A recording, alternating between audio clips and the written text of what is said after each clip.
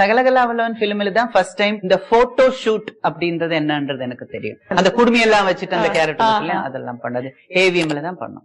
But எப்படி manage பண்ணீங்க ma'am? ஒரு ஸ்பெஷல் சாங், அது கொஞ்சம் வந்து இன்டிமேட்டா இருக்கும், அது அந்த மாதிரி சாங்கும் வந்து ஒரு சொல்லி கொடுக்கறதுக்கு ஆளுங்க இருக்காங்கல்ல, சரோஜாக்கா இருக்காங்க, கமல் சார் கண்டிப்பா ஷையா ஃபீல்.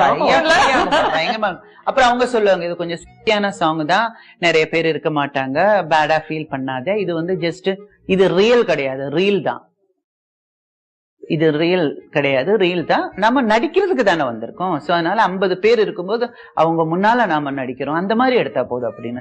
நமக்கு எப்பவுமே அப்பெல்லாம் ஸ்லீவ்லெஸ் போடும் போதே கொஞ்சம் இப்படி இப்படி இப்படி இப்படி எல்லாம் இருப்போம். ஆமா ஆமா, ஸ்லீவ்லெஸ் போடுறதுக்கே அவ்வளவு எல்லாருமே, எல்லா ஹீரோயின் சொல்ல பேன் கேக் எல்லாம் போட்டு அந்த ஷார்ட்டுக்கு முன்னால டவல் எல்லாம் போட்டு ஷார்ட் ரெடின்னு சொன்னதுக்கு அப்புறம் தான் அது அப்படி போகும். அதெல்லாம் இருந்தது. எனக்கே வந்து சிவகுமார் சாரோட ஒரு எக்ஸ்பீரியன்ஸ், சிங்கப்பூர் போயிருந்தோம். அங்க வந்து ஒரு ஸ்விம்மிங் பூல் சுத்தி அங்க டைலாக் அந்த சீன் எல்லாம் போயிட்டு இருந்தது.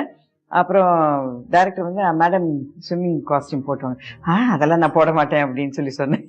சிவகுமார் சார் இப்ப கூட பார்த்தா சொல்லுவார், நீ போடாதனால என்ன ஸ்விம்மிங் ட்ராக்ஸ் போட வச்சாங்க, நீ போட மாட்டேன்னு சொன்னதுனால நான் பார்த்தேன், நீ பாரு இப்ப படத்துல நான் அங்கேயும் இங்கேயும் ஸ்விம்மிங் ட்ராக்ஸ் போட்டு நடந்துருக்கேன். உங்க 2 பேர்ல யாருக்கு கொஞ்சம் டான்ஸ்னா லைட்டா ஓ மை காட் பயம் அப்படின்னு? பட் இன்னைக்கு பண்ற மாதிரி இப்போ அடுத்த வாரம் ஷூட்டிங்னா இப்பவே ஒரு 2 days 3 days அந்த ஃப்ளோர்ல போய் பண்றது அதெல்லாம் கிடையாது. அங்க லொகேஷன்ல வந்து 3 ரிஹர்சலுக்கு பதிலா ஒரு 4 ரிஹர்சல் இருக்கும். அப்ப ஹீரோஸ் கிட்ட இருந்து லுக் வரும், இன்னைக்கு முடியுமா அப்படின்ற மாதிரி ஒரு லுக் வரும். ஆமா சார் அப்படின்னு சொல்லி பெரும்பாலும் ஆட மாட்டாங்க. பாவம், அதுக்கு டான்ஸ் மாஸ்டர்ஸுக்கு தான் நான் நன்றி சொல்லணும். அவங்க எல்லாம் என்ன வச்சு ரொம்ப கஷ்டப்பட்டாங்க நிறைய, ரொம்ப. ஏன்னா ஒவ்வொரு டான்ஸ் மாஸ்டர்ஸுக்கும் ஒவ்வொரு ஸ்டைல் இருக்கும், இது நமக்கு வரணுமே. ஆமா, each master has a different style. அதான் பூமால சாங் அதுக்கும் ஆக்சுவலி ரிஹர்சல் பண்ணினோம். ரஜினி சார் பார்த்துட்டே இருப்பாரு, பெருசா ரிஹர்சல் பண்ண மாட்டாரு. ஆனா வந்து நம்ம நல்லா பண்றோமோ இல்லையோ, சூப்பர் சூப்பர் சூப்பர் அப்படிம்பாரு அவர். அப்போ நம்மளுக்கு வந்து ஆஹா பரவாயில்லையே ரஜினி சார் நம்ம சூப்பர் அப்படிங்கிறோம். அவர் வந்து அட்ஜஸ்ட் பண்ணி எப்படியோ பண்ணிடுவாரு. ஆனா பார்த்தா ஸ்டைல்ல பயங்கரமா அடிச்சுட்டு போயிடுவாரு. ஸ்டெப் பெருசா பண்ண மாட்டாரு, ஆனா ஸ்டைல்ல பயங்கரமா அடிச்சுட்டு போயிடுவாரு. ஆனா நம்ம கிட்ட வந்து எனக்கு இதெல்லாம் வரலையே அப்படிம்பாரு. நம்மளுக்கு ஆச்சரியமா இருக்கு, ரஜினி சார் சொல்றாரு நம்ம பிரமாதமா பண்ற போல் இருக்கு அப்படின்னு. சிவகுமார் சார் கூட அவரு பக்காவா டயலாக் எல்லாம் மனப்பாடம் பண்ணி பயங்கரமா பேசுவார். பேச முடியும், நான் ரெடி அப்படின்னாங்க, அப்படின்னா நீ ரெடியா அப்படின்னு தானே அர்த்தம். ஏதாவது எப்படி அப்படின்னாங்க, சார் கொஞ்சம் அப்படி வளரும் அப்படி விட்டு அதெல்லாம் முடியாது, பெர்ஃபெக்டா பேசணும்னு சொல்லி பேச வைப்பாரு. அவரு ரொம்ப கரெக்டா டயலாக்ல. ஆமா, இப்ப கூட ஞாபகம் இருக்கும். ஆமா, எங்களுக்கு எல்லாம் ஒண்ணுமே ஞாபகம் இருக்காது சத்தியமா. நான் வந்து இசைபாடும் தென்றல் அப்படின்னு ஒரு படத்துல நான் ஒரு கிளாசிக்கல் சாங் பண்ற மாதிரி ஒரு இது இருக்கு. அது ஒரு 2 வருஷத்துக்கு முன்னால ஏதோ ஒரு ஃபங்க்ஷன்ல பாக்கும்போது அந்த பாட்டு அவர் பாடி, இப்ப நீ பாடி பாக்கலாம் அப்படின்றாரு. சார் என் பையனுக்கு 32 வயசு ஆச்சு சார், இப்ப கேக்குறீங்களே அப்படின்னு இன்னும் அந்த மனுஷன் ஞாபகத்துல வச்சிருக்கு. ஆமா, அவர் ஒரு டயலாக், படத்தோட டயலாக் எல்லாமே ஞாபகம் வச்சிருக்கு சிவகுமார் சார். ஆமா, நீங்க பேசிட்டு இருக்கும்போது சொன்னீங்க அப்போ வந்து கேரவன் எல்லாம் கிடையாது அப்படின்னு. இந்த ட்ரெஸ் சேஞ்ச் பண்றதெல்லாம் எப்படி மேம்? நாங்க இந்த மேட்டடோர் வேன் இருக்கும், முந்தில அந்த ஒரு டப்பா மாதிரி ஒரு வேன் இருக்கும், அதுல கர்டனோ பெட்ஷீட்டை போட்டுட்டு உள்ள எல்லாம் மாத்திட்டு இருக்கோம். என்ன ஒன்லி கன்வீனியன்ஸ், அப்ப செல்போன் கிடையாது, அந்த தைரியம் தான்.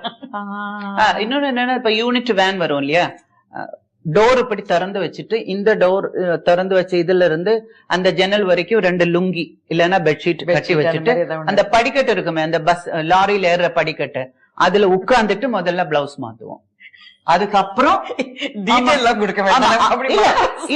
அப்படி உட்கார்ந்துதான், ஏன்னா எழுந்திரிச்சு நின்னா அதெல்லாம் இருக்குல்ல, அந்த மாதிரி இருக்கும். இல்லன்னா லொகேஷன் போனதுக்கு அப்புறம் மேக்கப் மேன், ஹேர் ட்ரெஸ்ஸர் எல்லாம் இருந்தாச்சுன்னா அந்த லொகேஷன்ல சுத்தி வீடுங்க இருக்கும் இல்லையா, ஏதாவது ஒரு 2-3 வீடு போயிட்டு கொஞ்சம் அவங்க கிட்ட பேசி ஒரு 2 நிமிஷம் வந்து ட்ரெஸ். இது ஒண்ணு, ரெஸ்ட் ரூம்ஸ் ரொம்ப டிஃபிகல்ட். இப்போ கேரவான்ஸ்ல அட்வான்டேஜ் இதுதான், கேரவான்ஸ்னா நம்மளுக்கு ஒரு ஏசி ரூம் இருக்கு, ட்ரெஸ் சேஞ்ச் பண்றதுக்கு இடம் இருக்கு, ரெஸ்ட் ரூம் இருக்கு, டாய்லெட்ஸ் எல்லாமே இருக்கு. சோ அது ஒண்ணு இருக்கு, இல்லன்னு சொல்லல. But still the fun part is missing. யாரு கலட்டா பண்ணிட்டே இருப்பாங்க? ஐயோ, அது கமல் சார் தான். அது டேக்ல அவர் ஏதாவது சொல்லி நாம உட்காந்து கேட்கன்னு சிரிச்சுட்டு இவரு சீரியஸா இருப்பாரு. ஏதாவது கேட்டு முத்துராம் சார், கமல் நான் சிரிக்கல சார், அம்பிகா தான் சிரிச்சுட்டு அப்படின்னுவாங்க. அதெல்லாம் பண்ணுவாங்க. ரஜினி சாரும் சிரிக்க ஆரம்பிச்சாச்சுன்னா அவ்வளவுதான், போயிட்டே இருக்கும். ஆக்ஷன் சொன்னா டப்புன்னு சீரியஸ் ஆயிடுவாங்க. ஏதாவது அப்படி எல்லாம் அப்படின்னு எல்லாம் பண்ணுவாங்க. அப்ப வந்து அடப்பாவி சீரியஸா பேசிட்டு இருந்தா அங்க நின்று இப்படி பண்றேன் அப்படின்னு அதெல்லாம் நடக்கும். It was nice.